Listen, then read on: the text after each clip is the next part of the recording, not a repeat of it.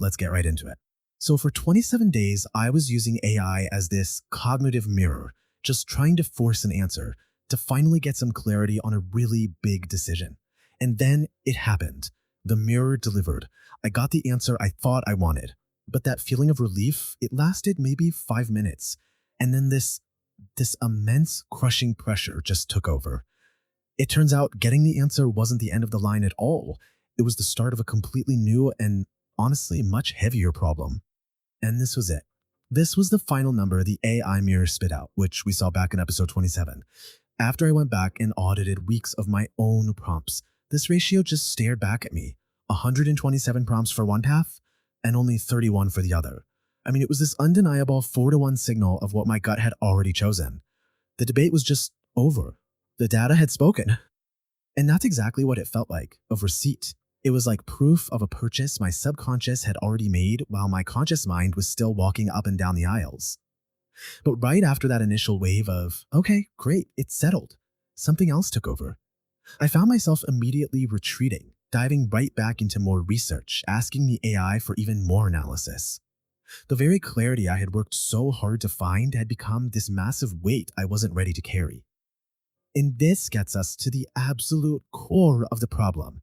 You see, I spent weeks thinking that confusion was the enemy. I told myself if I could just get a clear answer, everything would be okay. But I was completely, fundamentally wrong. The confusion wasn't the problem. It was my shield. And this is where the whole dynamic just gets flipped on its head. See, as long as I was confused, I had the perfect out. It was my excuse not to act, not to commit to a path, and not to risk failing publicly. Confusion was my cozy little prison cell. But clarity? Man, clarity just blew the doors off that alibi. It laid out a clear path forward, and with that path came this unavoidable obligation to walk it. The one thing I thought I wanted most had just become the source of a whole new kind of anxiety. So I started to actually map this pattern out to give it a name, and I'm calling it the threshold fear. It's that exact moment you get the insight you've been desperately searching for, but instead of feeling relief, you're hit with this profound sense of dread. It's the fear of crossing from the safe world of thinking into the risky world of doing. This whole thing plays out in 3 pretty distinct stages. So step 1 is the safety of confusion, right? You can explore forever because nothing's really at stake. Step 2 is that threshold moment, the 127-to-31 ratio, where the data becomes so clear you just can't deny it anymore.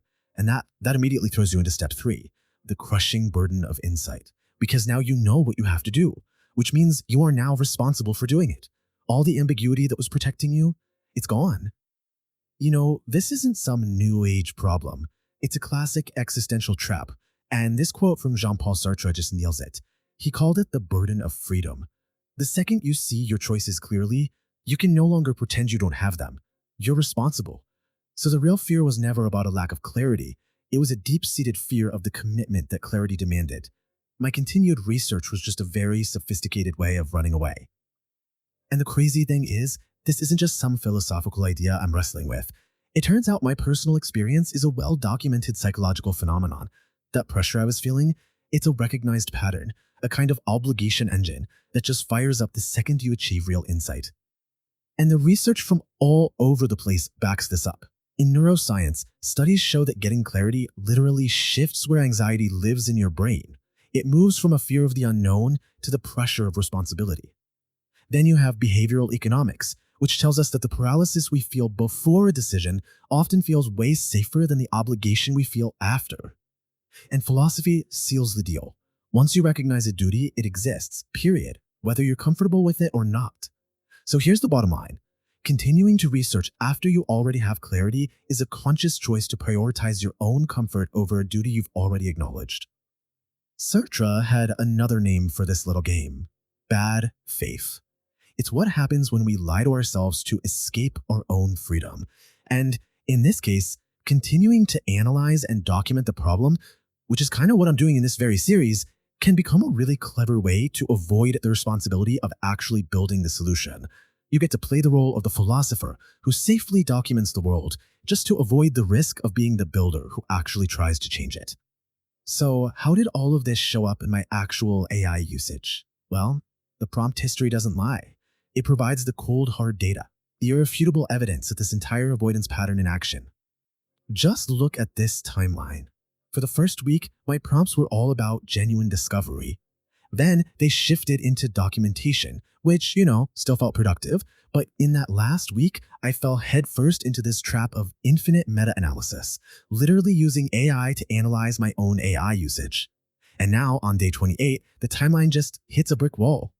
The next logical step is obviously execution, but it's the one step that's just not there. And this chart it lays it all bare. The sheer volume of prompts related to analysis and documentation is huge. The number of prompts related to execution, to taking any kind of concrete action, 0. A flat line. This right here is the signature of what I'm calling infinite metacognition.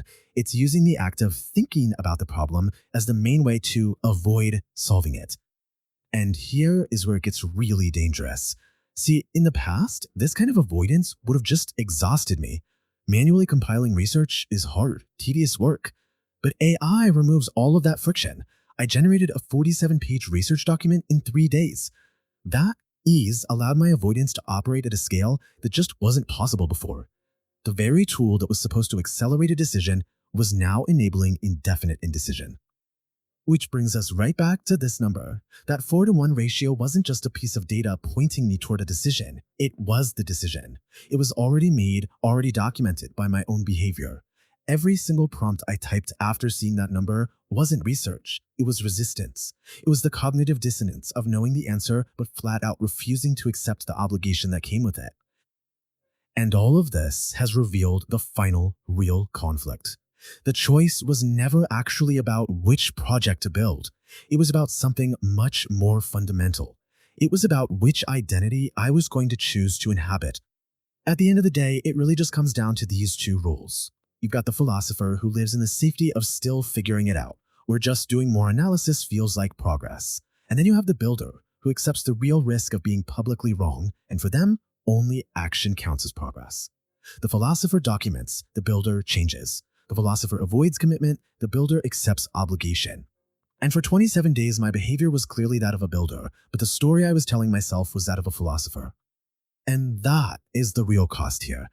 It's not about the wasted time. It's the psychological friction, the cognitive dissonance of living that contradiction. It's the exhausting mental performance of pretending you're still exploring when your own data, your own behavior is screaming at you that it's time to build. And so, this is where I am. Stuck, right at the threshold. The AI mirror did its job perfectly. It delivered a truth so clear it's impossible to ignore. But clarity, it turns out, is not peace. It's a question. It's a demand. And it's the one question my entire pattern of avoidance was built to escape. Now that I know, what am I going to do? Will I finally bear the weight of it? That's the unresolved question I'm sitting with today.